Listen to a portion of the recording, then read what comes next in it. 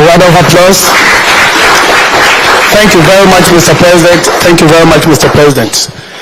May I now respectfully invite the President of the Republic of Kenya, His Excellency Dr. William Ruto, for his remarks, please. Thank you very much. Your Excellency, my dear brother, President Nana Akufo-Addo, I take this opportunity to express my great appreciation for extending your invitation for me to undertake this state visit to Ghana. Let me also thank you most sincerely for the warm reception accorded to me and my delegation in this beautiful city of Accra and this great nation. Ghana and Kenya have strong and historic ties back to pre-independence period when our founding fathers fought for freedom against colonial rule so that our two nations could determine their own destiny. As I told you earlier, Mr. President, Ghana's independence was a great inspiration to many countries, including Kenya. And it is the reason why our founding fathers had common focus on liberating our two countries and giving the chance to our people to determine their destiny. Before this state visit, our respective delegations have discussed the elevation of our dedicated mechanism for the conduct of our bilateral relations from a joint commission for cooperation to a binational commission. Mr. President, that will give Kenya and Ghana an opportunity to elevate our interaction, our collaboration, and to expand the scope of what we can do together as nations and as our two peoples. During my discussions with President Nana Akufo-Addo, we have noted this development as a significant milestone in the evolution of our diplomatic ties, which stand on a warm and cordial, dynamic and impactful historic collaboration. We've also agreed that the inaugural session of the Binational Commission will provide us with an opportunity to reaffirm our friendship, deepen our bilateral ties, and strengthen the noble cause of African economic integration as exposed by our Africa Union Agenda 2063.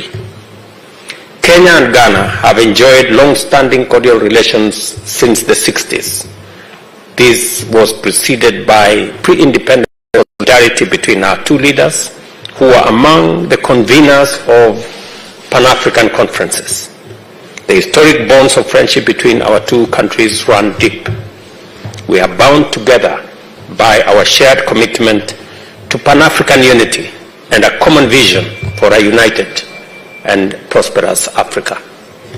It is appropriate that our two nations, which have long played strong roles in fostering Pan-African unity, also make similar contribution to the development of Pan-African trade integration. It is also imperative that we continue to strengthen our relations, enhance our solidarity, expand cooperation and deepen mutual understanding to unite and deliver inclusive economic growth for the peoples of our nations and for our continent. The Pan-African independent movement inspired many African countries that followed in Ghana's independence. Once again, in its capacity as the home of African Continental Free Trade Area Secretariat, Ghana is a leading force in economic integration and development of 55 countries within 8 regions, economic communities in our continent. I thank you, Mr. President, for spearheading this development, for your support to the SCFTA Secretariat, and for your support to the Secretary General, and for Ghana's hosting of the Secretariat on behalf of our continent. Your Excellency, still on the subject of integration, and especially in accelerating the free movement of people within our continent, I welcome your recent announcement of your commitment to remove entry visa requirement for all Africans by December this year. This commitment aligns with one of the goals of the Africa Continental Free Trade Area to create a single market in the continent to drive economic growth, grow and create more jobs, and eradicate poverty. I have informed President Akufo-Addo that in similar vein, Kenya recently removed visa requirements for visitors from all countries with effect from January 1st this year. This underscores Kenya's commitment to complement Ghana in improving free movement, increasing trade, and building a stronger, more united continent. The free movement of people between our two countries has contributed immensely to trade, investment, and tourism. In this respect, His Excellency and I noted that trade between Kenya and Ghana is growing. In 2022, for example, in 2022, for example, Kenya's imports to Ghana were valued at $10.4 million and imports were valued at $4.8 million. We have agreed that there remains great potential to enhance trade between our two countries, especially in the numerous opportunities arising from the establishment of the Africa Continental Free Trade Area. President Akufo-Addo and I are encouraged that under the ACFTA, our two countries have taken bold measures to explore these opportunities. We recall that in October 2022, I flagged up from Nairobi the first consignment of Kenyan tea destined for Ghana. On 23rd September 2023, Kenyan-made chloride exide batteries worth about 9.3 Kenya shillings landed in the Ghanaian port of Tema, while Little Cab, a taxi hailing service from Kenya, is now also operational in Ghana. My brother and I noted that Ghana Export Promotion Authority facilitated Ghanaian business people to undertake a market entry expedition to Kenya between May 23rd and 27th last year, and consequently, the Ghana Trade House was launched in Nairobi. Undeniably, this initiative represents a giant step towards greater trade within and among various regions and countries throughout our continent, spearheaded by Ghana and Kenya. I congratulate you, Mr. President, for being appointed the champion for Africa Union for the establishment of the Africa Union financial institutions. This include the Africa Central Bank, the Africa International Monetary Fund, the Africa Investment Bank, and the Pan-African Stock Exchange. My brother and I discussed at great length on how these institutions, championed by His Excellency the President, and in fact when he spoke at the Africa Union in February, I endorsed wholeheartedly the building of these institutions as a mechanism of consolidating our own economic and financial situation in our continent. And I concur with His Excellency the President that we should, as African countries, invest in these institutions. And Kenya, last year, invested $40 million in Afrexim Bank. We are considering investing in Trade and Development Bank. We are considering investing in all the other institutions as a way of putting a stamp of approval of these institutions and building their capacity to assist us develop our own financial institutions and leverage on them to acquire the much needed concessional financing to finance our own development. Your Excellency, as I have told you, you have my absolute support on this subject, and as we work collaboratively and collectively as African leaders to consolidate the place of the Africa Union and rationalize its institutions and reform its institutions, a mandate that was assigned to me by my colleagues. What the President is championing is going to be part of the consolidation, of the reform, of the enhancement of institutions that will support the progress and prosperity of our continent. I have informed Mr. President that I'm looking forward to him working with me and all the other leaders to make sure that we have an Africa Union as an institution that is fit for purpose to drive the prosperity of our continent. My brother President, the establishment of this financial institution has always been at the center of the African integration agenda. The Abuja Treaty of 1991, Article 19 of the African Constitutive Act of 2000 provide for the creation of these financial institutions and is part of the AU Agenda 2063. Excellency, I wish to express utmost appreciation to the organizers of what we have today and what we will have later in the business forum, and we will have an opportunity to address our business people, guide them and provide them with the latitude for them to interact with our officials so that we can facilitate greater investment, more trade, and enhance our collaboration in a much meaningful way. During our meeting, we have noted that peace and security is fragile not only in Africa, but across the globe. Internal strife, conflict, and wars, compounded by terrorism and violent extremism, are a major obstacle to peace, security, and stability. Statistics show that the number of people killed and forcibly displaced by crisis in Africa has been increasing over time. As of 2023, over 37 million people have been forcibly displaced in Africa, and 6 countries account for 64% of forced displacement. Kenya appreciates and commends efforts by Ghana through the Accra Initiative and ECOWAS towards the fight against terrorism and in addressing resurgence of the unconstitutional changes of government in the Sahel and West African region.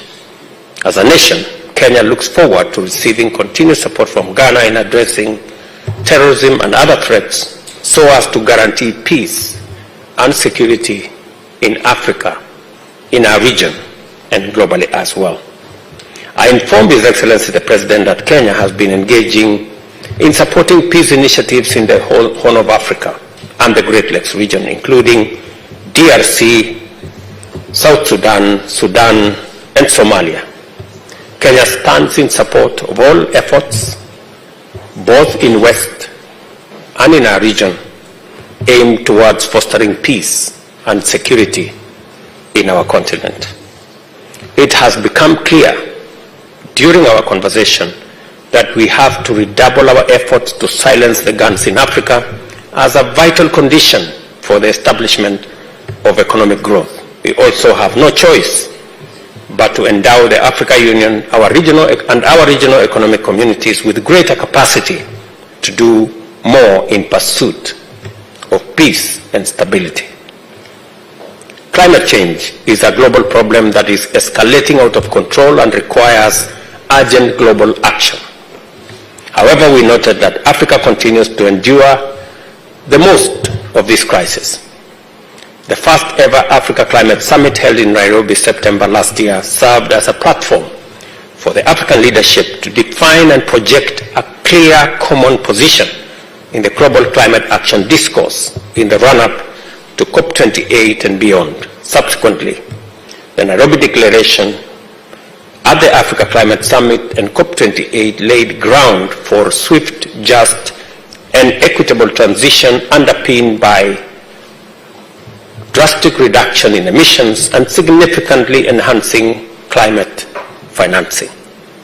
In this forum, as you all remember, we crafted a new narrative for our continent because it became necessary that we reorient and we draw a narrative that puts Africa in proper perspective, that it is possible for Africa to provide solutions rather than just being part of the problem.